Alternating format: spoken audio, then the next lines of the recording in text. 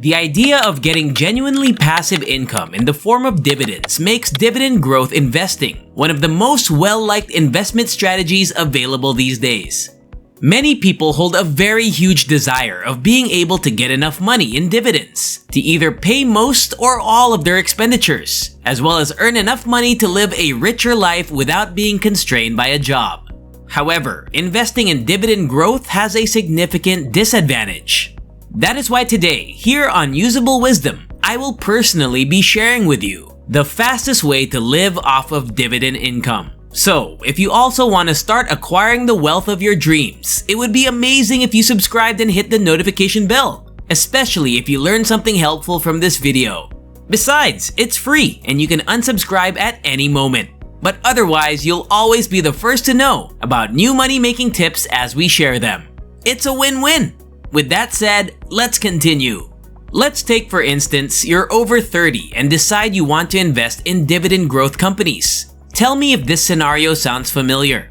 You decide to withdraw $10,000 from your savings account and invest it in Johnson & Johnson, one of the most well-known dividend growth stocks available. For the past 58 years, J&J has continuously increased their dividend payment each year.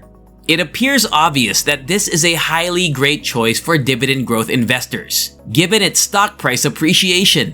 You'll soon be on the path to building a more successful future with passive income. But then you realize that the dividend yield on Johnson & Johnson shares is only 2.48%. Since it is presently selling at $166.48 per share, this means that you only receive $1.01 for each share that you hold on a quarterly basis. That equates to a little over 33 cents per share of Johnson & Johnson per month. The amount needed to buy 60 shares of J&J would be $10,000 at the current share price of $166.48. With 60 shares, you'll be earning a little over $20 every month, or $60.60 on a quarterly basis. It doesn't sound so great to make $20 per month after investing enough cash to purchase a pretty good used car, does it? The important thing to remember about dividend growth investing is that J&J increases its dividends every year. So long as the business doesn't experience financial hardship, they will continue to increase the dividend each year. So long as you have the required amount of patience, you will gradually begin to reap greater rewards. Let's imagine you then decide to research the normal annual dividend increase for Johnson & Johnson. You then go online and discover that they have a history of only modestly increasing their payouts each year by 4 to 6 cents. We can determine how much money we will have in the future with this investment by using a dividend calculator. We can estimate how much our payouts will increase by looking at J&J's stock's yearly dividend growth rate, which according to Seeking Alpha is approximately 6.13%. Using our $10,000 example, if you don't reinvest your dividends after 40 years of waiting, you would have only made a pitiful $41,138.62. If you did choose to reinvest those dividends, or to put it another way, if you decided not to spend a single penny of your dividend income on anything you really wanted, such as a new car, a luxurious vacation, or just keeping up with your bills for 40 years, you would have made $64,231.12 in dividends. I completely understand why some dividend investors would wish to live the life of Warren Buffett. They simply want to keep investing and investing, effectively increasing the score. But keep in mind that Warren Buffett doesn't exactly blow through a lot of his cash. He has a modest way of life. I don't want to live as long as I can and then pass away without having had the time of my life. With that in mind, it's obvious that you will need to target several investment kinds if you want to start generating large sums of dividend income each month rather than decades from now. It should go without saying that you should focus your attention on assets with higher yields. However, there are certain crucial considerations to bear in mind, such as avoiding stocks and funds with progressively declining dividend payouts, and avoiding very high-risk investments. What type of investment is appropriate for someone looking for an increase in their share price, distribution amounts, and distribution rates in addition to high dividend income? Covered call ETFs are without a doubt the best investment that fits those criteria. These investments are a bit more recent and haven't quite taken off, but they are a dividend treasure trove. Covered call ETFs would always be my first choice if I only had $100 or $1,000. QYLD, which now has a dividend yield of 11.49% and pays dividends every month as opposed to every 3 months, is possibly the most well-known covered call ETF available. Understanding how options work in general is essential to comprehending how these ETFs generate such high dividend yields.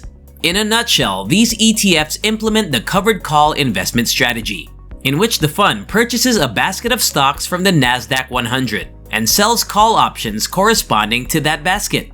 Following each month's sale of these options, the earned option premiums are distributed to investors in the form of dividends.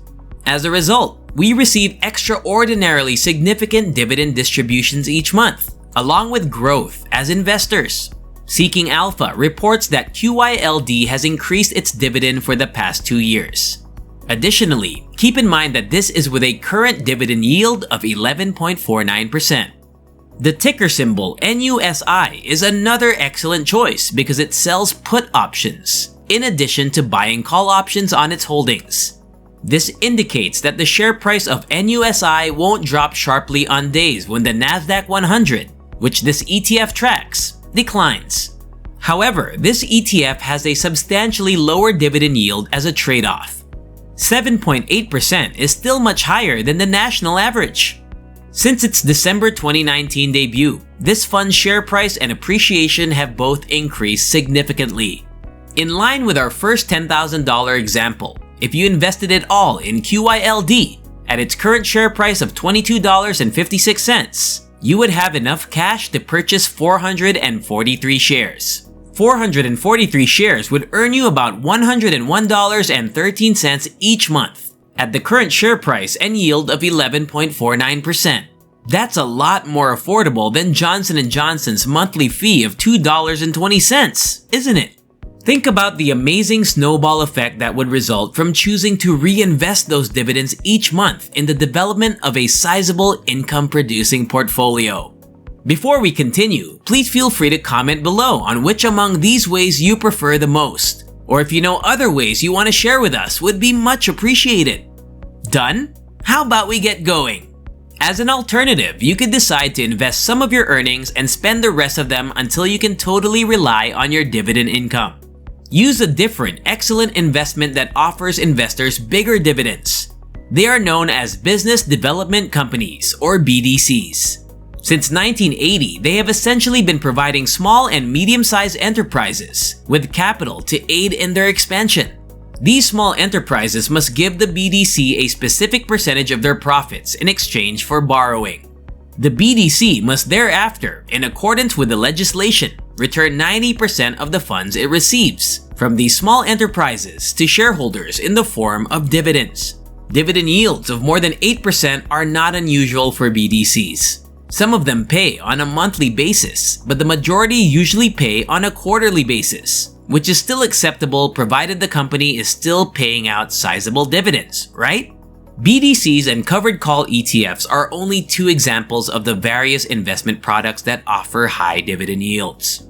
There are other options available that are also worth investigating, including split share funds, closed-end funds, master limited partnerships, and real estate investment trusts. The ultimate point is that you should specifically target other alternate and less popular forms of higher paying investments if you intend to retire from dividends considerably sooner in life. Spend your dividends in some months like on a nice trip and decide to reinvest in other months, or reinvest as frequently as possible to establish your dividend portfolio significantly faster. When utilizing this approach, you'll be astonished by how much more driven you'll be to invest in dividends. I hope we've enlightened you through this video. So if you want success in your life and business, make sure to hit that subscribe button if you haven't yet, because we will be uploading more videos like this. Thanks for watching.